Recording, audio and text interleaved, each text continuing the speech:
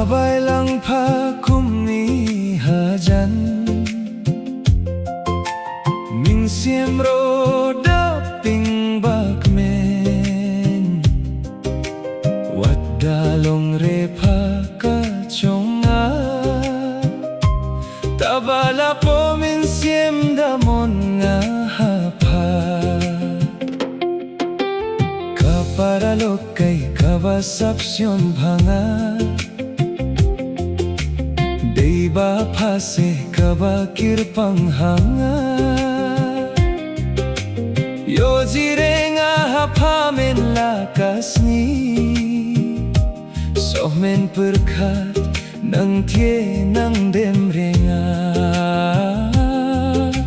Yo jirenga hapamen lakasni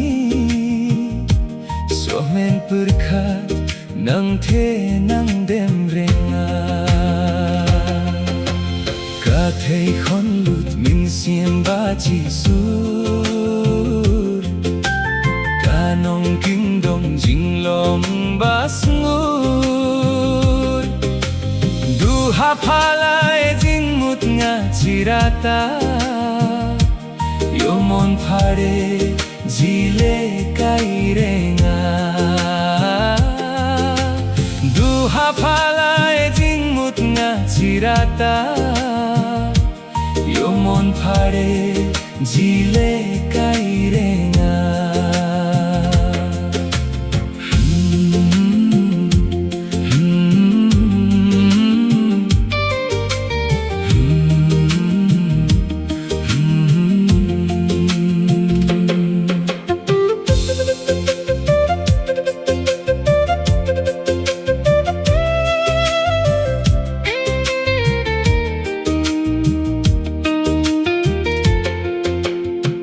Nang step nang chunwit kasngi Arngut leitong umlangi ba Ekam brenga baji pencutom haum Ukra chong ala pencutla pendap paba Kunihimen kasngi men laka step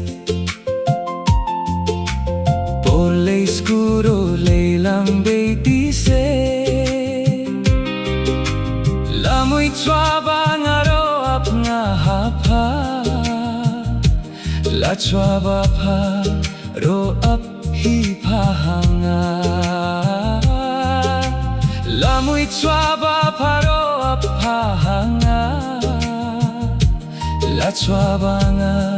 ro ap hi nga hapa Thei Khon lut min siem ba chi sur Kanong kingdom jing long ba sngur Duha pala e jing mut nga chirata Yomon phare jile kairenga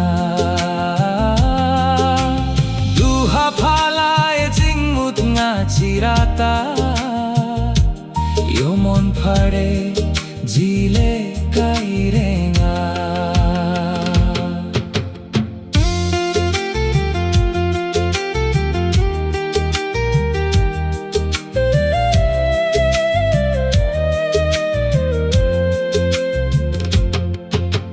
Jingit paralo king porba nang swa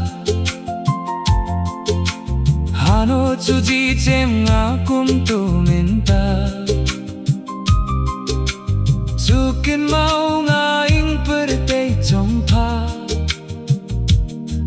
ji atem bien hide ji la lorenga sepeing bayay di katunang swa baji pan pau ji ong hapade nutrenga Ingtaing daw sakut ba mo nga hapa Habakut delayo daw oy labing snong ba Sumeng perkats nyo si banga Jilay jiwan pat kiloks na nga bang lorenga Snabinut singap baybe chichahinga Ong lakaong ro bamindreng hinga hapa Kathei Khon lut min siem ba chi sur Kanong kindong jinglong ba sungur Duha palay jingmut nga chirata Yomon pare jile kairenga Duha palay jingmut nga chirata Yomon pare jile kairenga